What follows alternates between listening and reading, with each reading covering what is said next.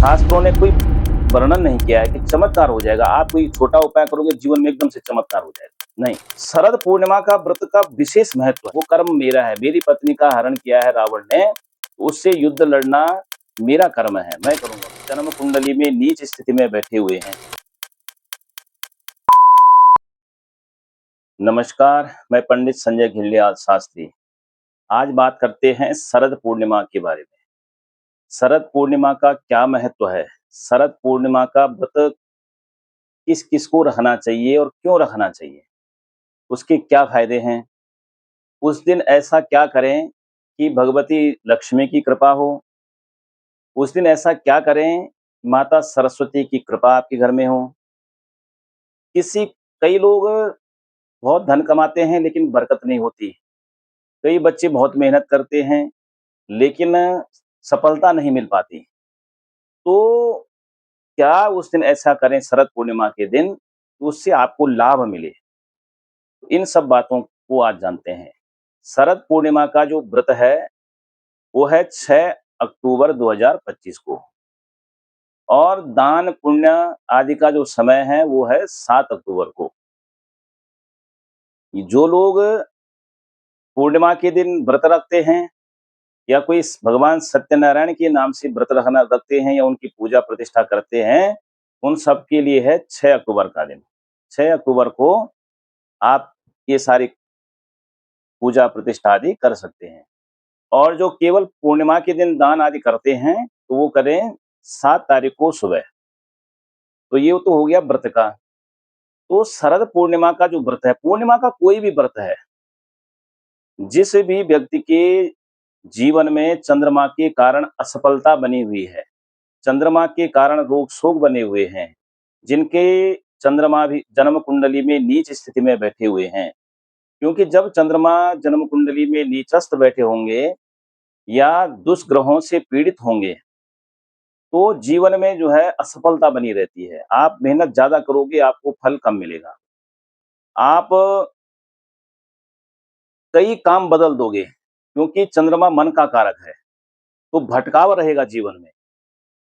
जीवन जो है उथल पुथल वाला रहेगा, अप डाउन वाला बहुत जीवन रहेगा, उतार चढ़ाव वाला।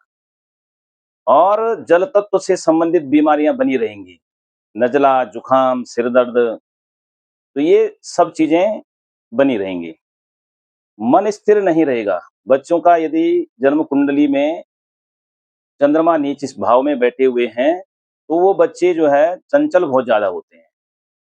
वो बच्चे स्थिर नहीं हो पाते, पढ़ाई में एकाग्र चित्त होकर के वो पढ़ाई नहीं कर पाते। तो इसीलिए जो है जिन लोगों का भी चंद्रमा नीच स्थिति में है उनके लिए सबसे अच्छे व्रत होते हैं पूर्णिमा के। पूर्णिमा के व्रत करने उनको चाहिए।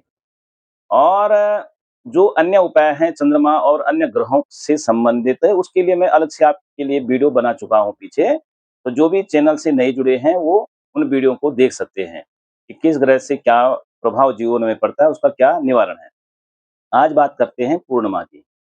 तो पूर्णिमा का जो व्रत होता है तो वो चंद्रोदय के हिसाब से होता है कि चंद्रोदय के समय जिस दिन पूर्णिमा होती है, चंद्र उदय के समय, उस दिन को जो है व्रत किया जाता है।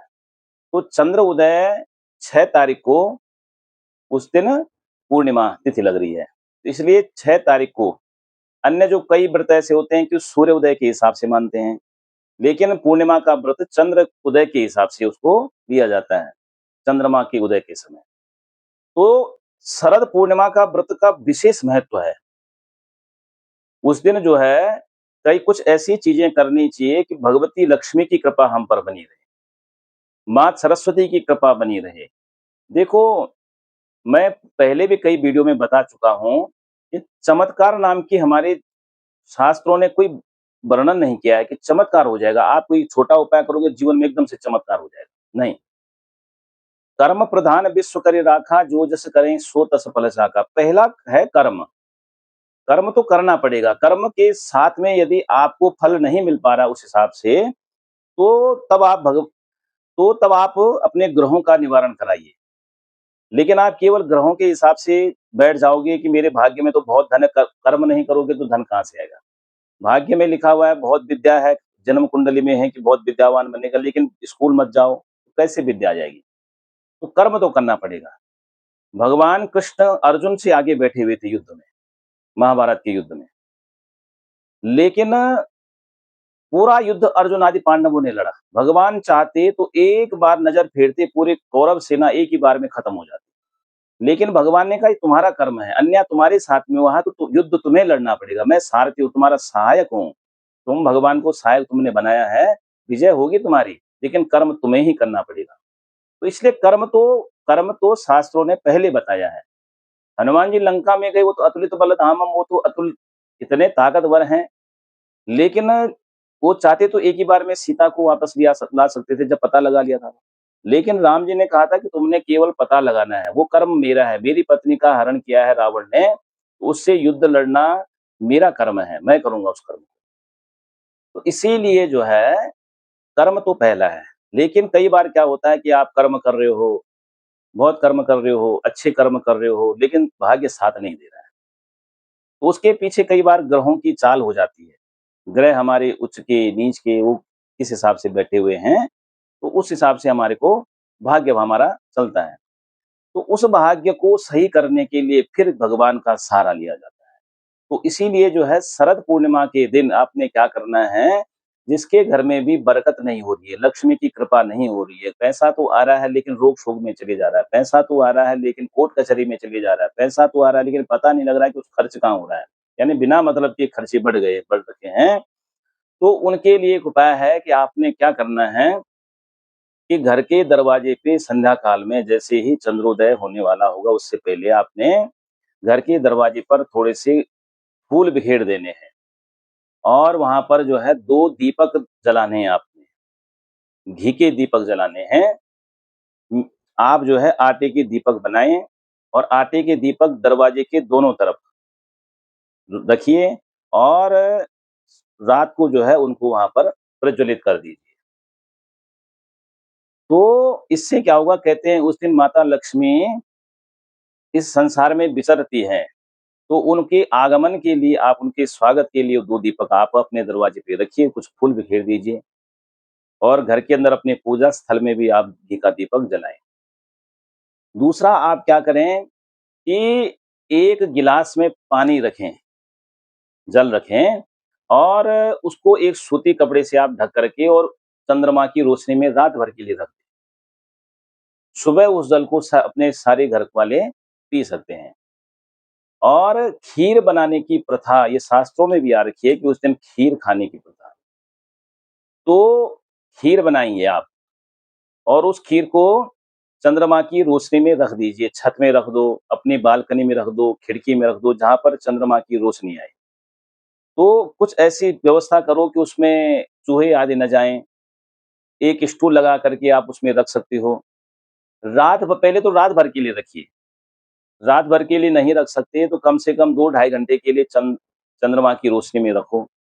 स्टूल के ऊपर रख दो ताकि वहाँ पर कोई चूहा आदि न चढ़े और उसको एक सूती कपड़े से, जालीदार कपड़े से उसको ढक दो, ताकि उसमें कोई कीड़ा-मकोड़ा भी ना गिरे और चंद्रमा की रोशनी भी उसपे पड़ती रहे। तो वो खीर कहते हैं अमृत तुल्य हो जाता है।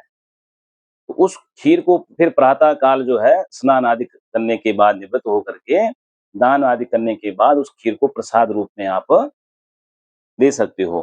तो खीर जो है अमृत तुल्य हो जाता है।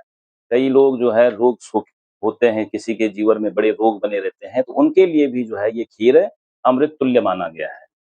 तो ये कर्म आप उस दिन करिए। ये सब जो है रात्रि के समय, चंद्रोदय के बाद। तो चंद्रोदय के एक आप आधा घंटे बाद भी शुरू कर सकते हो, 1 घंटे बाद भी शुरू कर सकते हो। तो उसको आप छत में, बालकनी में, खिड़की में जैसे मैंने पहले भी बताया आप रखिए। तो ये आप करिए।